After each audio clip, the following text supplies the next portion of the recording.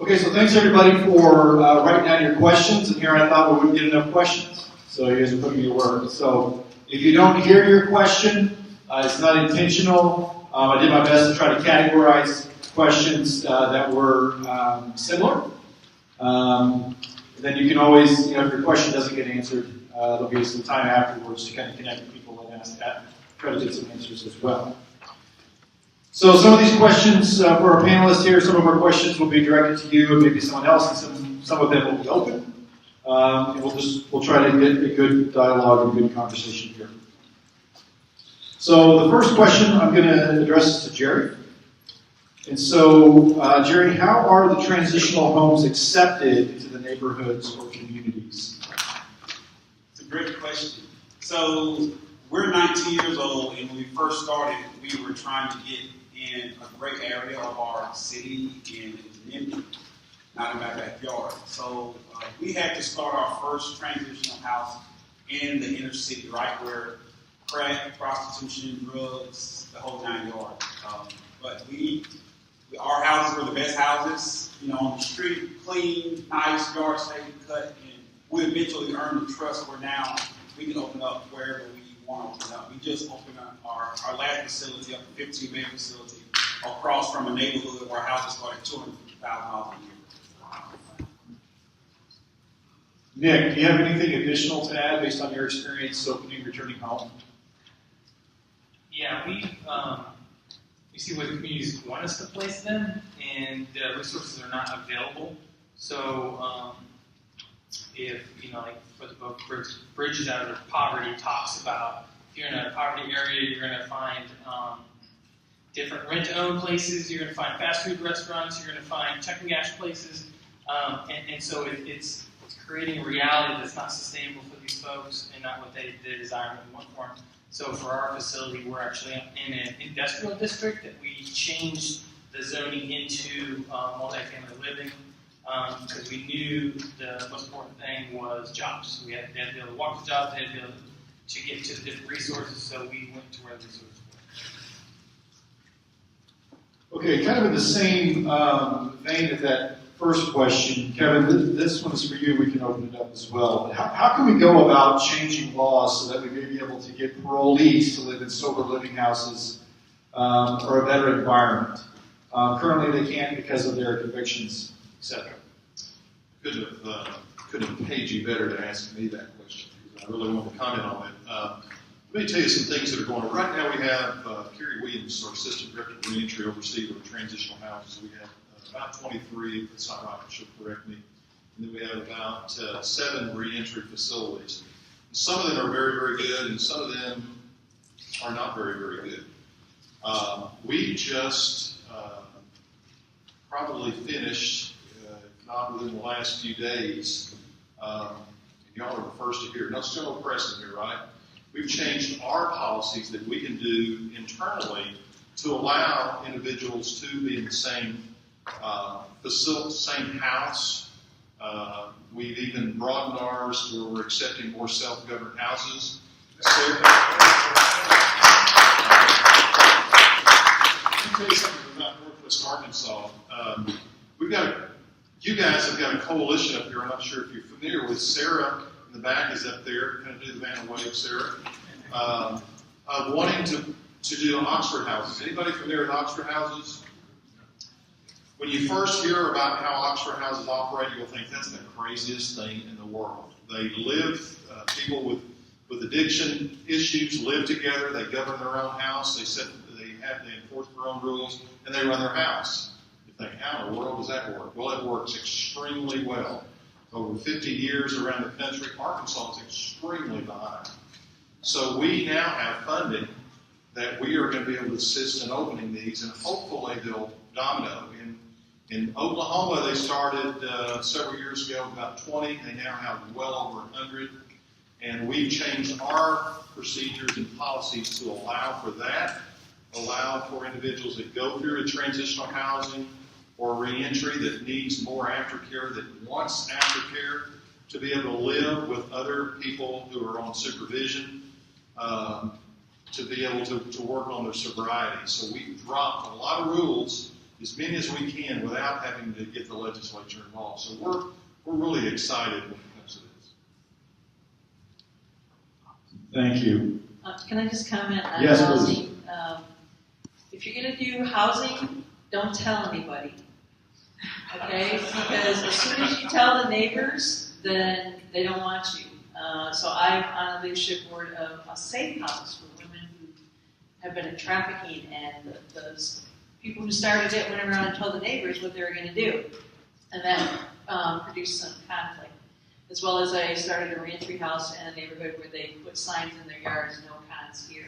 So don't tell anybody. If you don't have to change the laws about housing laws, then just do it. That's what I found. But maybe that's not good advice. Maybe you have some other comments. No, that's great, Karen. So changing topics, just a little bit to get Heather warmed up. It's a very difficult question for Heather. What is the difference between parole and probation?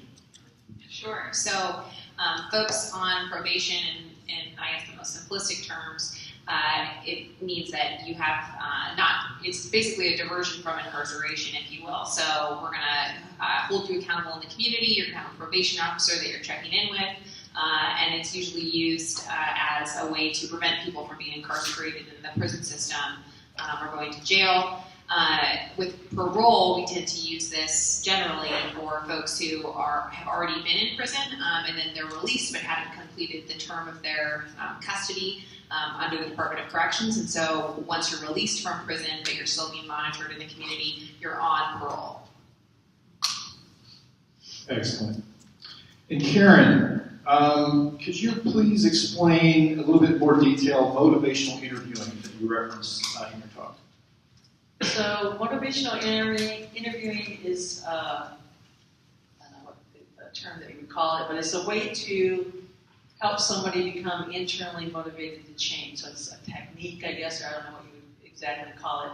But you're asking someone questions, you're interviewing them in a way, asking them questions that will help them come to the conclusion that they need to make the changes, why they need to make the changes, what are the benefits of the changes, what are the barriers that are going to get in the way of making that change. So you're kind of guiding them through different questions as well as reflective listening back to them so that they come up with all the reasons and why they should make the change. So the argument is coming from them.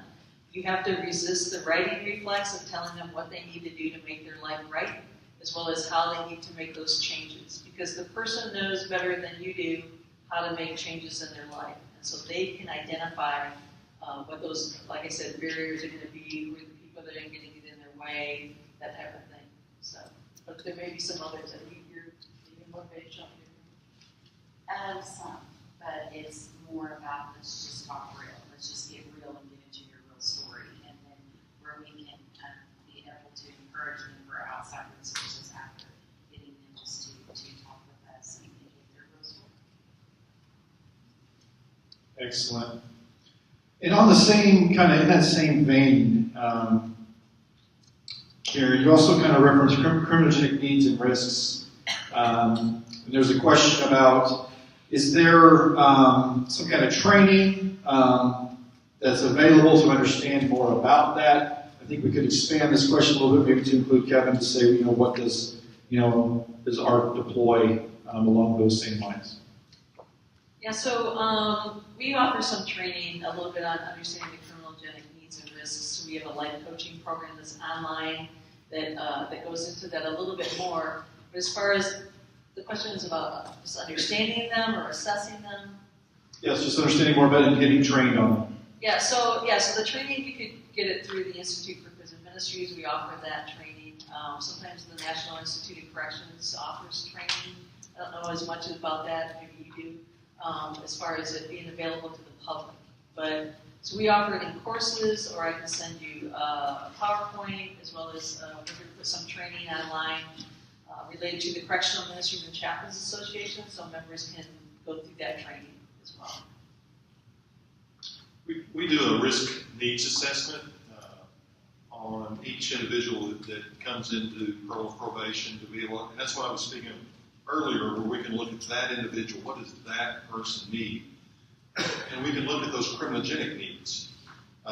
versus just treat everybody the same and put everybody. I mean, you can have 10 people who have a drug and alcohol problem, but each one of them have different needs, and so we're seeing some very, very positive results at diving in each individual of their criminogenic needs. Just really quick, I didn't get a chance when I talked about risk assessment and the use of it for pre-trial, but also risk assessments being increasingly used to make supervision decisions and community corrections. Also in prison, more and more systems are looking at making programming choices using risk assessment, as well as using them to inform release decisions for parole. At Prison Fellowship on our blog in the next week, we're actually going to have a great Q&A coming out with an academic expert on risk assessment, Dr. Hamilton, so you can take a look for that. Excellent. So this question is for Marty and Nick, and perhaps Kevin as well. And so, what is the biggest barrier to reentry in Northwest Arkansas? So, Identification. Yeah, so we'll start with Marty. Sorry. No, go for it. We have people that get out of incarceration. We have clients that come into our office and are so eager to get out and get to work, and they do not have any identification. Now, what I've heard and what some people have told me is, let's say someone is picked up for a crime. They go to a county jail. Whatever they had in their wallet is put into a box. If somebody doesn't come and pick up what they had in their pocket, when they go into incarceration from there, they don't have it any longer. That county jail will only hold it for a certain period of time. So when that person goes into incarceration and they get out, they have nothing.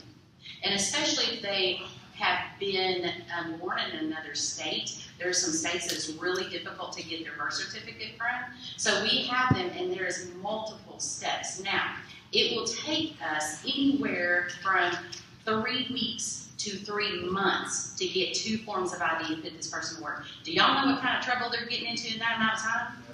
They're discouraged, and they're mad, and they're fed up. They said, I tried, I can't do this, and they go right back to where, what got them into trouble. Yeah, touch on that real quickly. Then the other thing is that we know Arkansas Community Corrections and Department of Corrections are working on that, but right now with the resources they have, they're just capturing a very small amount of folks that are coming out to get them the photo IDs and the driver's license. So we need to get the proper funding to expand that to make sure everybody walking out the door has 2 forms of ID that they can walk and get it. They can go get a job. They can get their lights turned on. They can, just the very basic things we expect that they're going to have to survive if we didn't prepare them, just with the documentation that we've arrested them because we believe that's them. We've then had them serve years in prison because we believe that's them. And then when they get out, we go, I'm not sure if you're you. Document that. So that's a struggle that our staff faces for all of our folks. We have 50 guys that we work with every 90 days living in our building, and every one of them is dealing with that struggle. But the other big thing in Northwest Arkansas in particular is housing. If 3% of all rental properties in Northwest Arkansas are open, that means everyone is vying for 3%. And if you get 100 applications for your one apartment, you make more on the application fees than you do renting your apartment. If you keep one apartment open at all times, you can bank off application fees. And you don't have to say, I won't rent to you because you're a felon. You can tell them after they pay you the fee that is non-refundable. It doesn't matter if you've been out for 10 years, 20 years, 30 years. You still don't get your money back. So that's our biggest struggle right now. We've got people that every 90 days they're completing our program and walking out of the door, and they're going to day pay motels because there are no other rental properties open. And right now they're averaging, it's usually between $800 and $1,200 a month at those day rate motels. They just have a bed, no kitchen, no nothing, and it's not a good environment. So that's a huge need. Yeah, certainly. Driver license ID.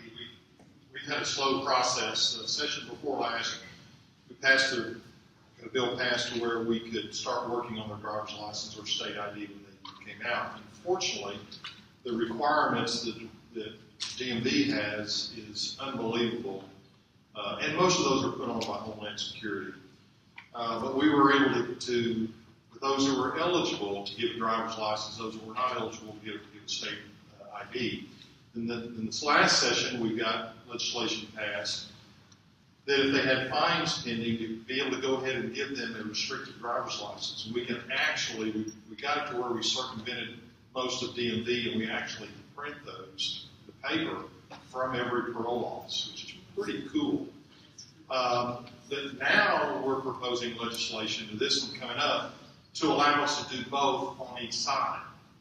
Because what happens once you get out, they can no longer waive those reinstatement fees. So we're going to allow that for the first 6 months, and then also be able to give restricted driver's license before they walk out the door.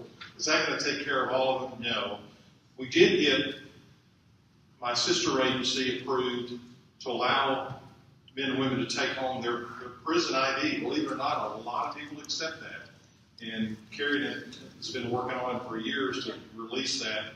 You know, we've always gave it to everybody. Here's a souvenir to take that.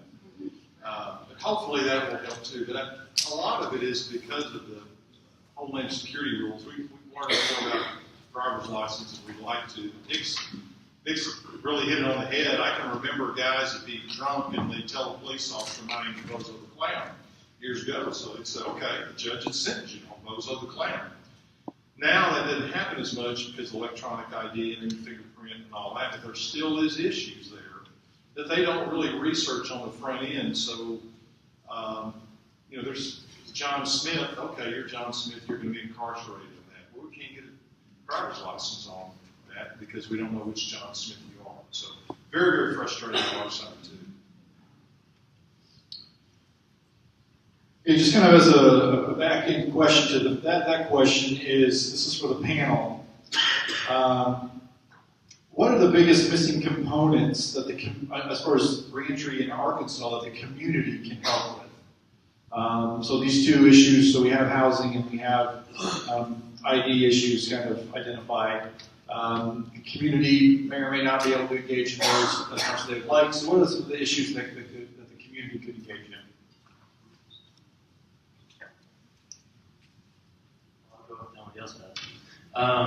The other area that we're really struggling in is working with individuals that have mental health issues. So when folks are getting released, they get, depending on what prison they're coming from and what medication they're on, they can get from 2 days to up to a month of medication. We even had for an intern, ozone guidance counseling for the last 3 months, and they weren't able to even process the person and get the right interviews and get them a primary doctor and then get them a prescription to fill before they would go back to jail because they were been off their meds so long. We were not able to handle them in our facility. And so mental health in this area is a real struggle. Our clients, in the study done by the University of Arkansas, 50% of our clients have been diagnosed with mental illness, and 80% have issues with substance abuse. So particularly the folks that are dual diagnosed, that's a huge issue that we need the community organizations that are in those fields to step up and reach out to our folks, because I know right now they're pretty taxed as far as their caseloads and limited services in this area. Just on a personal note, is that we are living in the Bible Belt here. And what we're really good at is telling people what they should or encouraging them. Sometimes we just need to invite them and walk in the church door with them, walk into a meeting with them. They have left everything they know. They have been encouraged to change their people, places, and things, but we sometimes don't walk with them into new environments. And it's very, very difficult for them to walk into a church, to walk into a group, to walk into a healthy environment because they feel they're going to be judged, they feel they're going to be looked upon. That's our responsibility as a community to walk in with them. And that is what helps change lives, is when we do it with them. And so as a Bible Belt of Arkansas, I mean, there's a church in every corner. That's something that we need to step up to. And if it's not church, let's walk in somewhere with them. Why don't you meet them for lunch somewhere? Sometimes they don't know what we consider normal, looks like because they've never seen it. And we need to live in a clear box that they see it, but we need to invite them into that box with us, to sit down and have lunch with us, to meet us for coffee and so forth, build relationships with them. Yeah, I'm gonna echo that. I talked to a friend of mine, and he says we don't need more programs in the church. We need people, relationships. And so having a place at your table for me to come and eat with you is what I needed, what he needed, and what was given to him, and help him in being successful. So highly the relational thing. There's another program called Stand in the Gap. I think it's the guy started it in Oklahoma, but it's like a small group, inviting somebody to be part of their small group. There's no money, there's certain rules, there's no money given, if anything's given, it's all through the benevolent fund type of thing. But it's just helping them to become part of the community. And actually they use it with kids who are aging out of foster care or in reentry, but inviting somebody to be part of your small group. I just want to do what everyone said, and get the community involved. We need help from our side because we're releasing that and now the community and everybody thinks, okay, we've got a parole officer. Well, when you're averaging, up here in Northwest Arkansas is the highest caseloads across the state. And you count every case that a person has, whether they're active or inactive, you're talking 200 to 1. My daughter's a school teacher, and she can tell you when she gets above 25 in her classroom, it turns into chaos. So we need partners out of the community to be able to assist with those needs coming out. And our community correction centers, we've got Ward Taylor back there, can tell you he probably has well over 100 volunteers. We've got a good operation there. But I can tell you, when I was at Cummins, I could count on one hand how many resources we had when I was there. And the other thing, kind of stemming from the speech I'd ask for, is try to do more interventions on the front end. You can't start too young. A lot of times we wait until the person stumbles, and then we hopefully try to help them at that point. But more prevention, more education on the front end.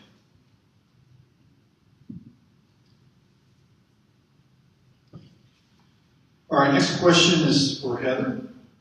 Anybody else that wants to chime in? So, how can secular organizations come alongside faith-based organizations in the area of advocacy?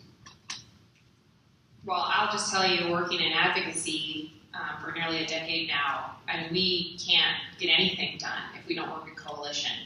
And so I think I have a really fun job, and I get to work on a fun issue in that we call it one of the last bipartisan issues left in Washington is criminal justice reform.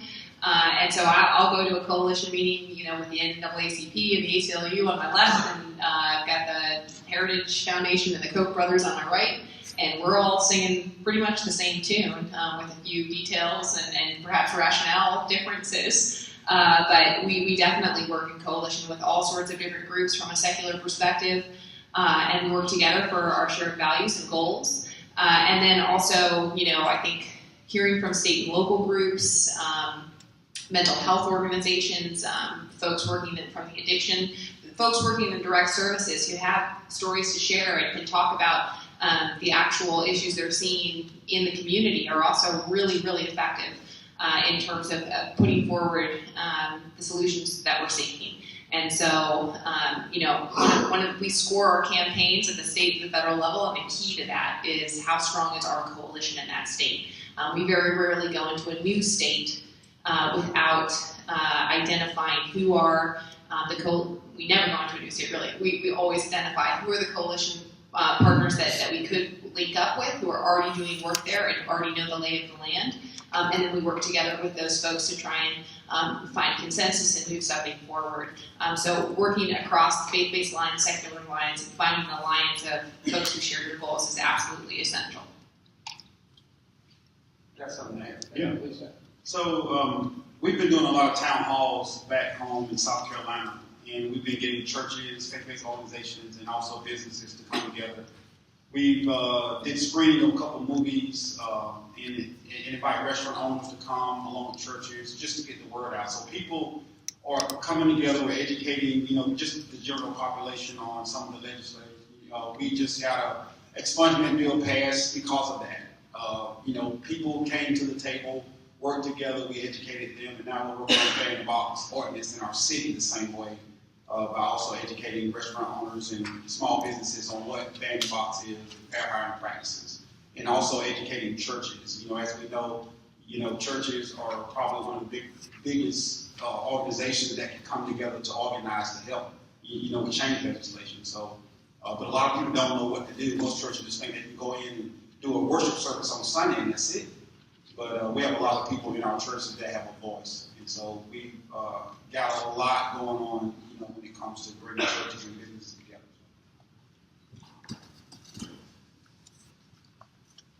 Excellent. So Kevin, this one's for you. If you had another $10 million in the Department of Corrections budget, what would you do, assuming that everyone agreed? First thing I'd do, a pair of light bill. Probably one of my biggest passion areas, and our staff will tell you, is our new reentry facilities. And again, this is something that some other states do, the Bureau of Prisons, is instead of waiting until they get out. First thing when I switched over to the parole and probation side, we're trying to get all this programming for these guys while they're out, and we're at the same time we're trying to get them in housing, trying to get them a job and all that. And it's like trying to change the oil on a car going down the road 60 miles an hour when they've been in the garage for a couple of years. And I've always said I'm embarrassed by some of the prisons that I operated over on the ADC side not doing more programming. So one of the things we're doing with our reentry centers, we're taking men and women up to 18 months before their release date, contracting with reentry facilities. When I say facility, maybe a house. Could be an old nursing home or whatever. And then we've got 5 months worth of programming. Instead of pushing them out the door and they've got to make 50,000 decisions that first day, slowly ease that individual out. Slowly ease them into work, help them get that job, get used to going to their programming, and ease them out on society. I'm going to embarrass BJ Brady over there is with Quapaw. They're one of our contractors. They're one of the best I have ever seen in my life. They care about those individuals. They celebrate when they have successes, and they cry when they fail. But their success rate, and we only send them moderate high risk individuals, not low risk. And the success rate for that program has been unbelievable. So my goal, and I know the governor gets tired of me asking him this, and he's for it, is that we want eventually where no one is ever released straight out of prison to the streets, that everybody goes through this type of program where we wrap around that individual and walk beside him. So that's where I would spend that. Did you say $100 billion? Is that enough? That's pretty quality. Great. So this question's for the panel. What is the most important thing you have learned leading a nonprofit in the field of reentry?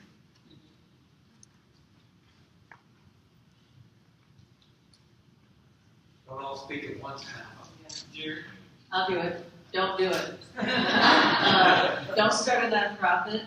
Join whoever already exists. Because there's too many nonprofits that are mom and pop and they're struggling for resources and the quality is not where it should be. And so while you have a passion for it, join Jerry, join Nick, join people who are already running nonprofits. It may be, not exactly the way that you would do it, but I'm telling you, it's a better investment of your time and your resources.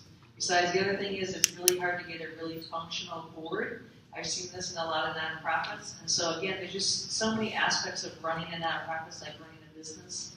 So I say don't do it. Join those who are already doing it. So I ditto that, but also because I'm a founder and I had founder syndrome for so long, I didn't delegate. I wanted to do everything myself and it almost killed me. I almost lost everything I had, but now I kind of learned up on my head.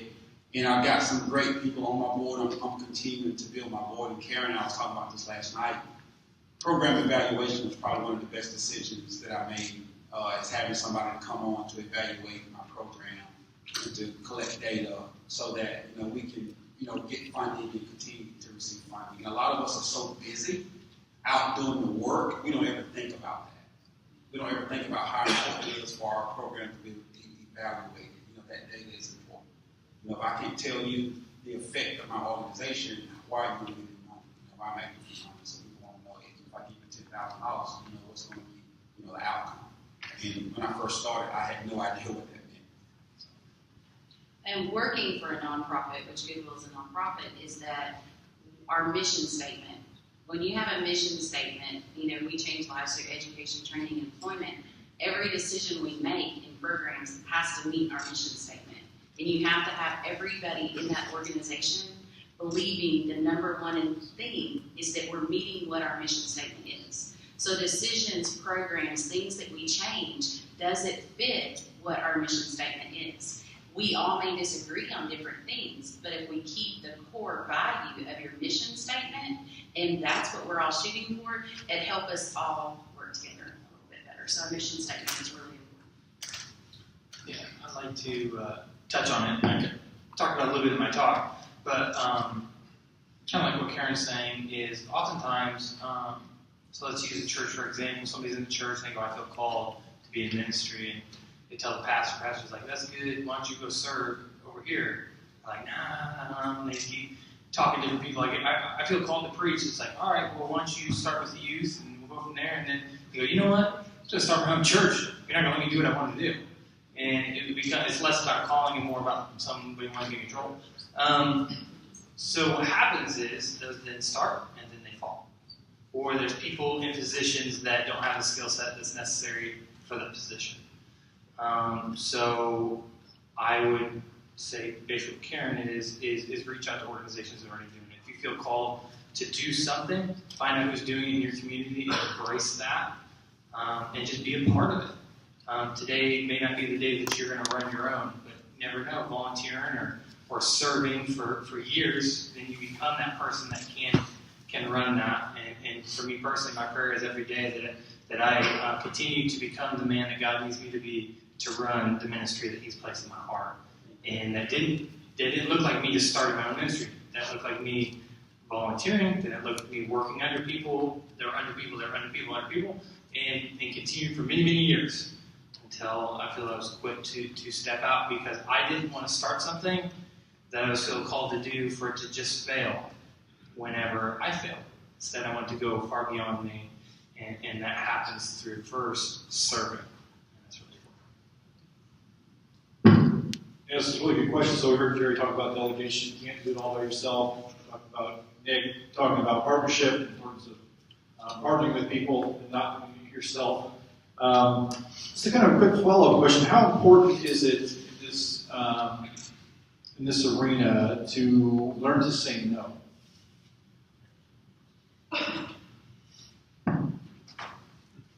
Well, I will speak, but I will just on a spiritual side, and I just had this conversation with somebody, is that I will not work harder than somebody else works at helping themselves.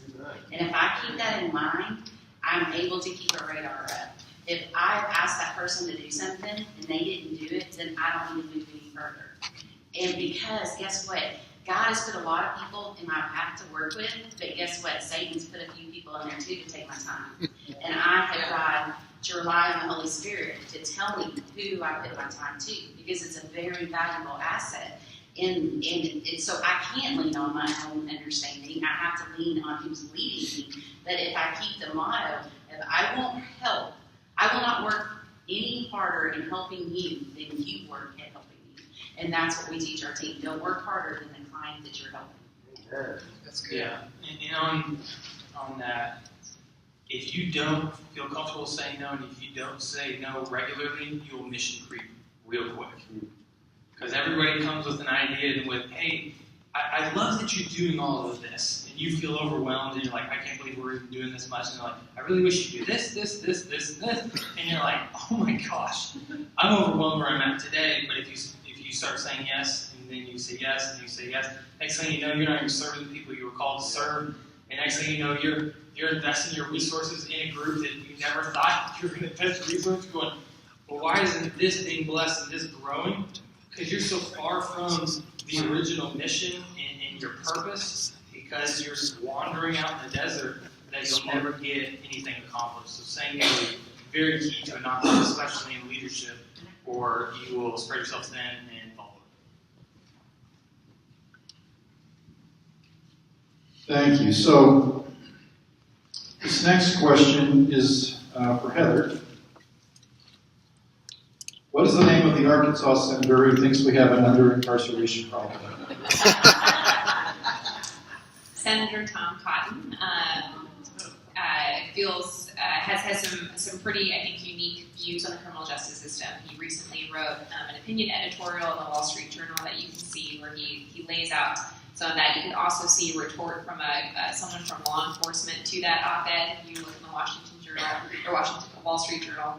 And I think the senator is great on so many issues, and we met with his staff the same day he published this opinion editorial that basically, really stymied some work we were doing on a bill to reform prisons at the federal level and sentencing reform. And I think that, it stems from, he does believe that we have an under-incarceration problem. His worldview about why the criminal justice system and the penal system exists, we actually asked his staff, what's the purpose of prisons from the senator's perspective? And it's basically incapacitation. So the longer we keep someone there, the less risk there is. And I think that, there just needs to be some more nuance, and he needs to hear that from his constituents, that we also have to balance that with liberty, right? And what is proportional. And that when we put all the resources in one bucket towards incarceration for all types of offenses without taking greater care to look at what's proportional depending on someone's role. It's not that we don't believe in holding someone accountable, we certainly do. But we want to make sure that the sentence they serve is proportional to the crime that they committed, and we want to make sure that there is as much transformative opportunity in the prisons as possible so that people can return home better equipped to serve their families, to serve the communities, to be taxpayers. So that's what I'll say on that. Kevin, how has the ACC increased employment housing opportunities? And what is the process for getting returning citizens connected with those resources? Well, when I came on board in 2013, I think we had about 40-something transitional houses. And that was probably the nicest thing about half those houses had a nice name. Everything else was places and things you'd see that you thought went away in the 1800s. There was actually several of them that practiced a form of slavery in a sense, because they would force people to work on their own companies without pay, and they knew that if they said anything, that they'd try to get them violated and sent back to prison. And so we slowly, and some of these were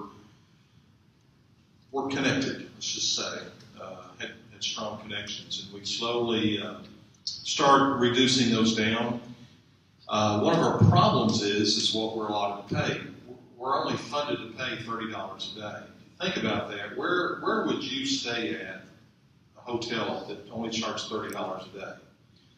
You probably wouldn't. Plus, then that requires 3 meals a day, helping them with transportation and so forth. But we've got that down to about 22 that are, some of them are doing very, very well. They really care. And of course, we encourage people, you can't get the transitional housing business to make money. If you're going that way, you're in the wrong business. But so we think we've increased the quality. We've asked in our budget this time for additional money that we can increase the per diem so we can increase the quality that we get. I'd really love to do away with transitional houses and then run everybody through reentry, a slow process prior to their time getting out. Another thing that we recently did with our partner ProTech, which does the Good Grid, before when a person wanted to go to transitional houses, they wrote a letter to a transitional house and said, will you take me? Here's my background, whatever. And they would possibly respond back. And so everything was done by snail mail. And so we got with ProTech, and we got Daniel Graham over there with ProTech that helped work on this, and we created an electronic application where what took 60 to 90 days now takes, we try to get everything done around 72 hours. is the goal. And so, and we're able to branch out if for some reason transitional house is not able to take them, boom, we can shoot another one. And we also monitor the rejections to where we make sure that transitional houses aren't cherry picking. That's what they did a lot of times. They take guys that's in 2 years, but the guy that's been in 4 or 5 times, it's burned all his bridges, they want to stay away from him. And now we've forced that to where if they're going to be in the business, they've got to take anybody that wants to come out. And so we're really excited that that's going to get, it's going to get people out of prison quicker.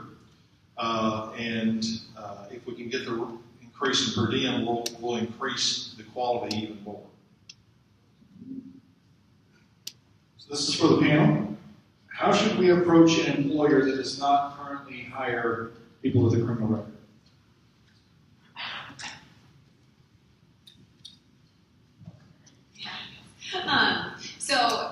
We actually, this last April for Second Chance Month, held a panel at the National Press Club that was specifically addressing employment. And one of the folks we had there was from Butterball Farms, and they have actually, as a company, hired a lot of people with criminal records, and they noticed that these employees were very hardworking, that they had less turnover, that they had great attitudes, that they stayed longer with the company. And so they started asking some of their colleague companies they shared during this panel, do you hire people with criminal records? And some of the other companies were like, no, why would I? Oh, I can't imagine.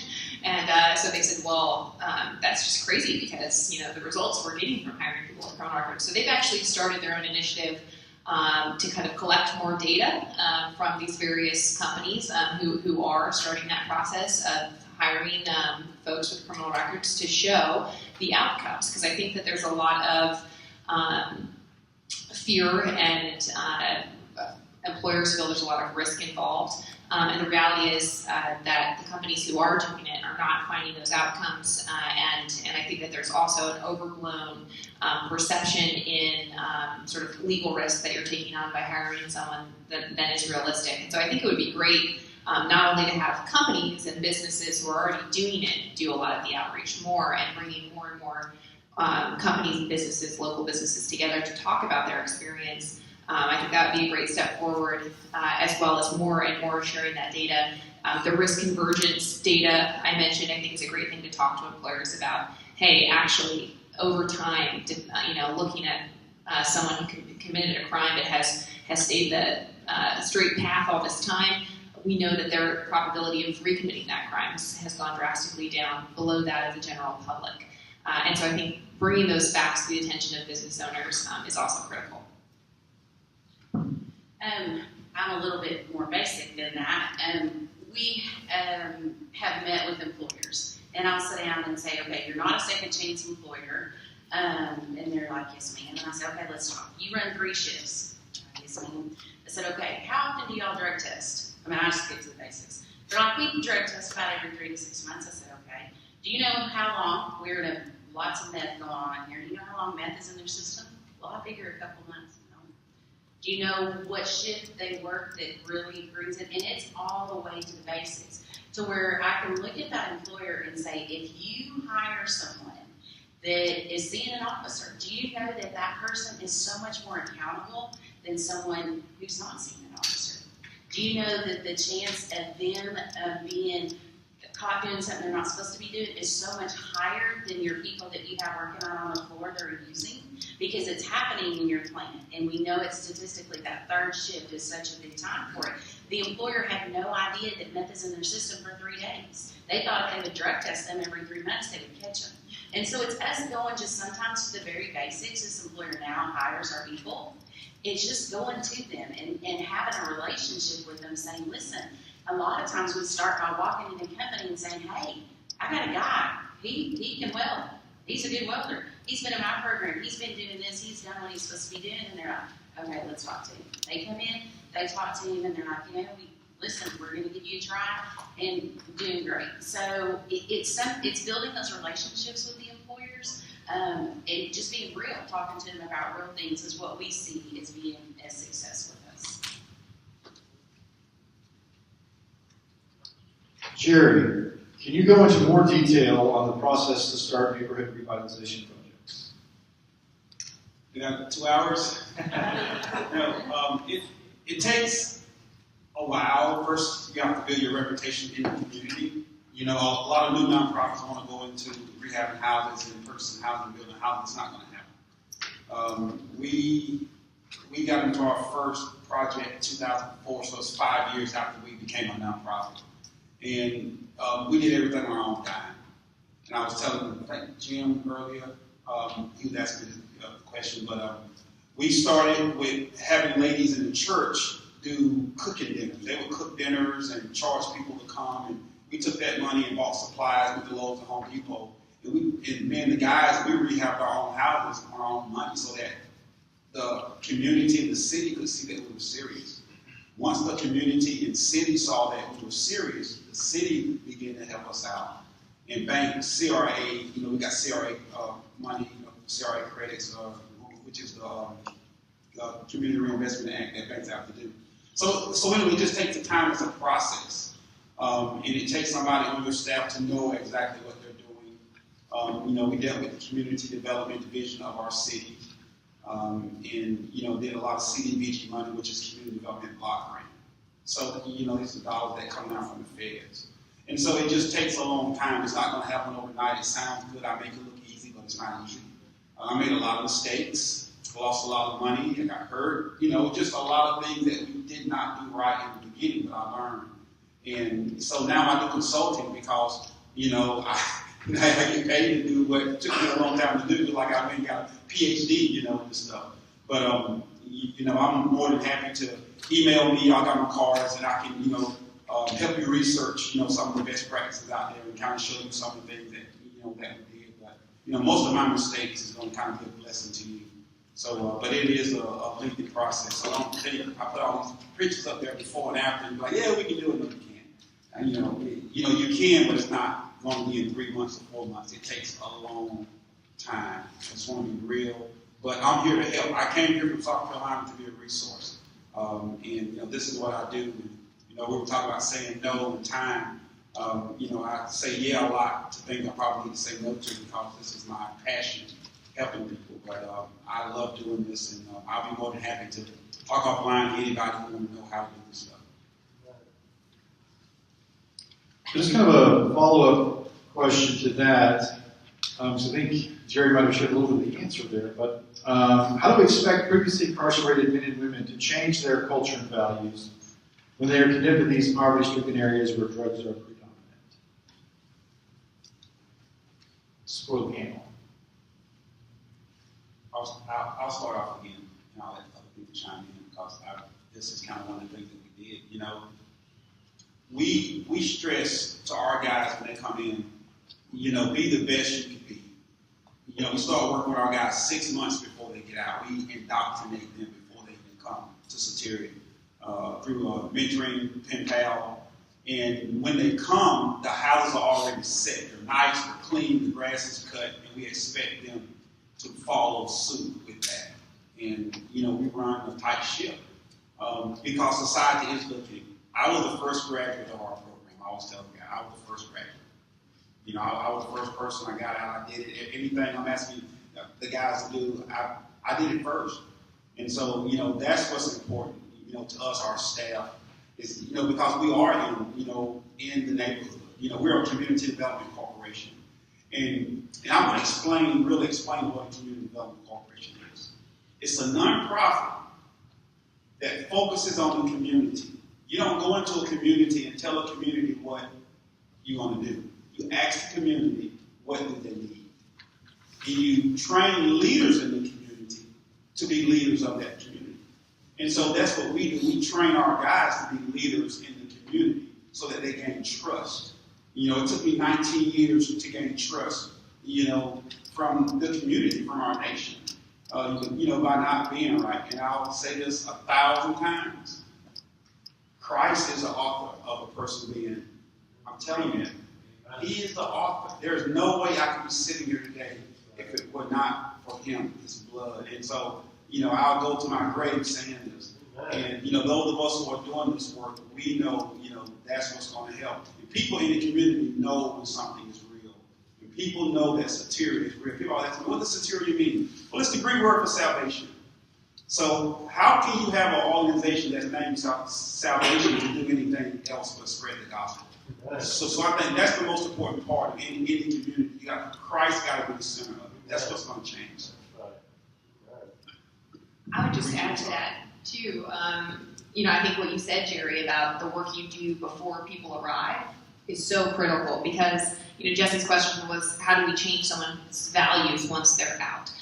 I think we can do a lot in terms of the services we provide once someone's out. We can connect people with jobs. We can, try and get them connected to a church. We can, give them the clothes that they need. But if you haven't already shifted your values and you're going back into that tempting situation,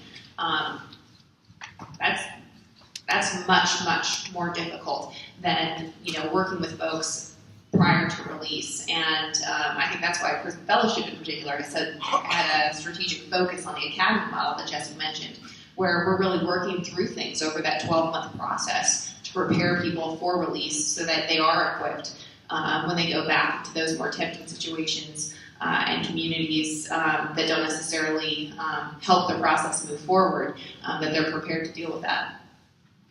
And I think it's really important that we stress support groups. That is so important for them to have somebody. I'll say, when I'm in a unit or I'm somewhere, I'll say, okay, let's talk about your support. Well, I have my mom or I have my baby daddy or whatever they come up with. I said, no, those are your encouragers. We have support. Support is the person that when you're having a really bad day, because it's going to happen, and you want to go back to your old ways, who are you going to call? What's your plan? You've got to have a plan. That person that you can pick up the phone and go, I want to use really bad because today stinks. They say, have you? No, let's make it another 5 minutes. That's your support. You call someone that is your family. An encourager is someone who would be affected if you relapse or you go back to your old ways. A supporter is someone who will encourage you to get to the next day with that. And for them to understand that and to know when they get out, they're going to have a bad day. And they're going to be tempted. But guess what? When you're tempted, that doesn't mean you already messed up. That's for a time for you to see how strong you are. Now get a hold of your support. Get that support in place. And to us, that is something that we can do inside to already be putting those thoughts in our head that this is going to happen. What we see is the first 2 weeks they get out, they are pumped. They're good. They've been through classes. They're encouraged. They're going to make good decisions. Third week, they're like, this is starting to stink a little. Life is getting real. And then they're going to start going back to some of their old habits if they don't already have a plan in place. So telling them, preparing them that life is hard, it's going to stink one day, and to have that plan in.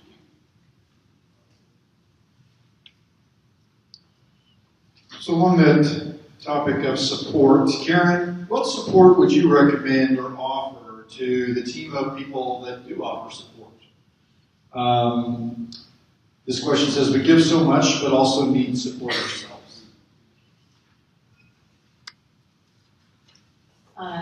This is an area that I've seen that needs help because of burnout or because compassion fatigue or just you're the only one in your church who does this ministry, who has this passion. And so I think coming to other gatherings like this is one way to kind of get refreshed, to network with others. I know when I first started volunteering at Cook County Jail, and it was like, where do you go to find any information at that time? So I was in like 99. But so I think that there's opportunities. The summit that we have is a place to inspire. One of the reasons we hold it is to inspire Christians who are serving in this ministry because we understand kind of the fatigue that can be a part of that. But again, I think whether you have a support group that you're a part of at your church, that you're engaging in the community at your church, that you have that faith community where you have friends. But there's something even different about being with people who share the same passion, the same faith as you. So if you can find that, that's a huge gift. I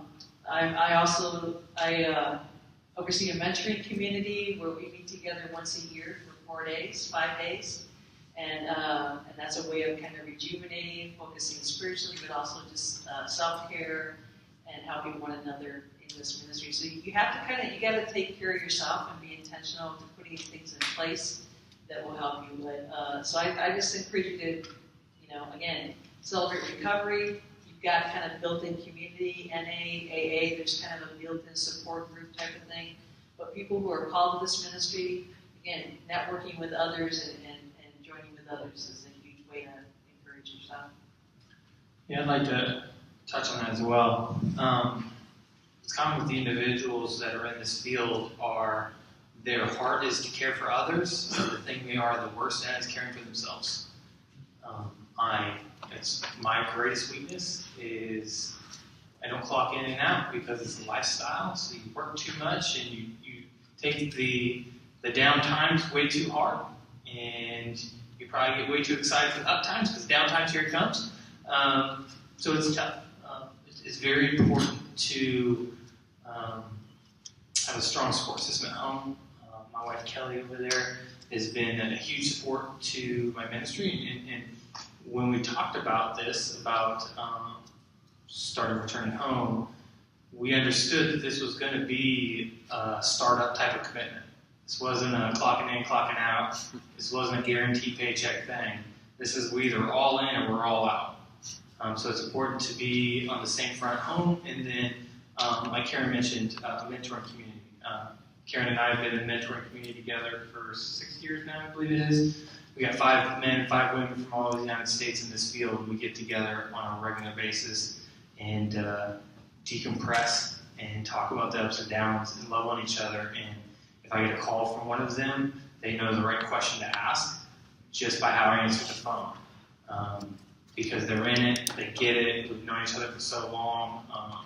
That is hugely important. If you're a leader and you don't have anybody pouring into you from above or from the sides, you're not as good of a leader as you think.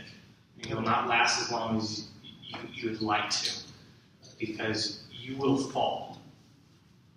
You will cross boundaries you should not be crossing.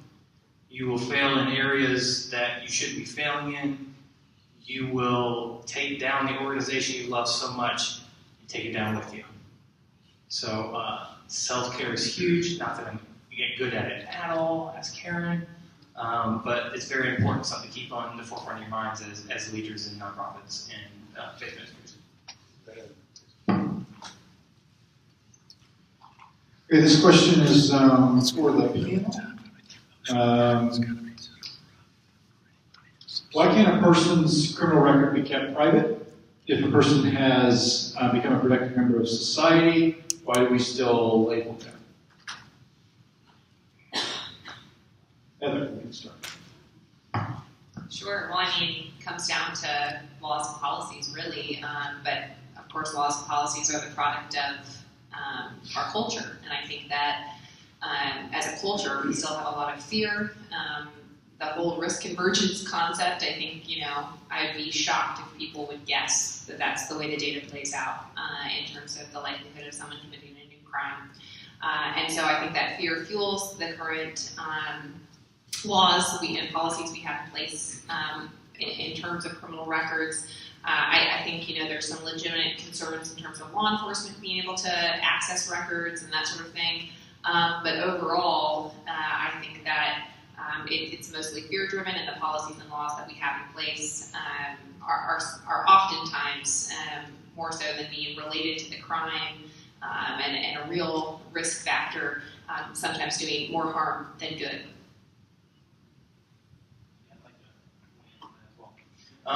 So originally correct me if I'm wrong, Karen, but I believe 1829, Eastern State Penitentiary was the first prison opened up. And before that, all crimes, basically the end result, it was a physical punishment. And so what's happened is individuals walk around missing ears and hands and such, and they go, every time they go get a job, every time they look for a place to live, they'd say, oh no, you're a criminal, you can't live here, and you can't work here, and we don't want you in our community. Because you're missing an ear, you're missing a hand, we know why. So the idea was, let's build a facility that when individuals commit a crime, we are going to, as they're entering in, we're going to put a hood over their head, they're going to walk through into the prison area, they're going to get placed in their isolated cell by themselves, take the hood off their head, we're going to put a number on the outside of the door, we're not even going to have a window, because we don't even want the guards to know who these individuals are. And then once they're finished, We're going to remove their number, we're going to put the hood over their head, they're going to walk them out, we're going to take the hood back off their head, and they're just walking down the road in the middle of Philly. They didn't want to do anything that after they had done their time and after they had done their penance, that would follow them into the community, that would hinder them from getting jobs, getting housing, and being accepted in the community. And what we've done over the years is we've absolutely warped it to the highest degree to go back to that level of, we're going to make you tell everybody what your crime is. And so much so lately, in Oklahoma, if you are a sex offender, it now says it on your driver's license. So if you want to use your credit card to buy something to eat, and they say, hey, I got to see your driver's license, they're going to know you're a sex offender. Anything you're wanting to do these days, you show your driver's license, they know you're a sex offender. You go, oh man, I bet you that's because they figure if people see your driver's license, then they won't be victims. Sex offenders are the least likely to recidivate out of all charges in the United States. So if the goal is to hinder people's success, we are the best at it of all countries. I can't change anything, but what I can do is help them change their thought process, and that is leave the shame behind. You know what? The fact is, we all have a story. I can't change that people are going to know that you have got a conviction, but what I can do is change the way you feel or help you think about your conviction differently. How can what you went through help somebody else? Because somebody needs to hear your story. Somebody needs to hear how you did it. And so that's the way that we have to coach and how we have to work, because I can't change that people are going to know everything about them. But what I can do is encourage them to think differently about themselves.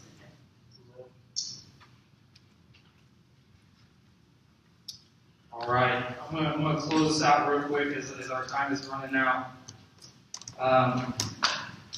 I'm encouraged and inspired by today. I got to pat myself on the back. Brought a lot of heavy hitters here today. I called in a lot of strings that I was kind of, pulling from all different states, going, hey, I need the best of the best here. If we're going to do it the first time, we're going to do it the best, right? So first off, I want to thank all of our speakers that came in here today. Thank you so much.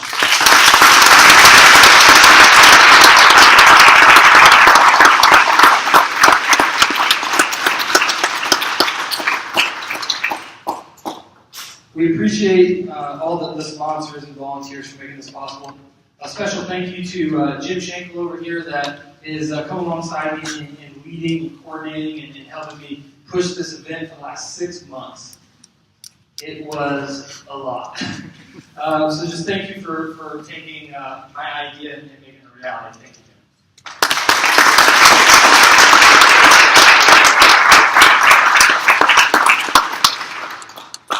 Before I thank our MC, I want to remind you of one thing.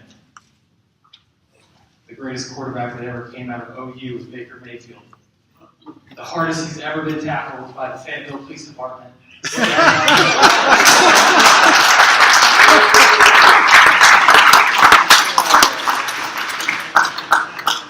I don't know what he was thinking, but the Cleveland Browns got a guy that is not very elusive. But Jesse, I want to thank you for coming out. He's had a rough couple weeks, and I appreciate him. Me and Jesse served a number of years together, and Jesse yelled at me for a long time to get my stuff together, and I appreciate all he's done and poured into my life. And it's been a blessing to be able to, on a national level, work alongside him in this field. For those interested in investing your time and talents and resources, thank you for coming and seeking to make a difference. For those that are already a part of the work, I'm sure you're not thanked enough, but I want to say thank you. I know rarely do you get to see the end result. Rarely do you get to reap the investment. But as somebody that's experienced the investment of men and women giving of their time, talents, and resources, I say thank you. And it matters. When oftentimes we want to evaluate things by the recidivism rate of the individuals we serve. But that's not realistic. I'm raising 2 boys. Don't hold that against me what they do wrong. I did my best, right? When we get caught up in how the person reacts to the resources with the love, or the investment you give them, then that's when the burnout's the strongest. That's when the ups and downs are the hardest. So instead, the way to qualify your work is, were you present today? That's all I can ask you to do is give your all every single day. And I know many, many, many of you are. So thank you.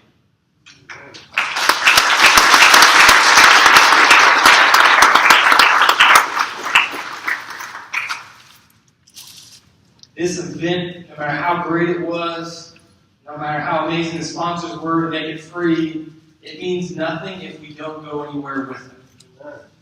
So the next step is, if you're from this area, the Northwest Arkansas Reentry Coalition, at your table there's a little table tent that talks about the next meeting. We meet every single month at the Returning Home Center. It's a gathering between 20 and 30 organizations. Our goal is to embrace the facilities that are in our community. We've got 4 facilities. Kevin mentioned one, Gary Tabor's facility, the Women's ACC facility. The most amazing prison I've ever got to experience. I'm humbled that I'm able to be on their advisory board, which means I sit there and listen to all the awesome stories, and then they send me their people, and I go, oh, you just got out of the women's prison? Let's invest in her, because she's going to be an amazing success story. I'm just Taylor, and you may not see the end result often, but I do, and it makes my numbers look good, and I appreciate y'all.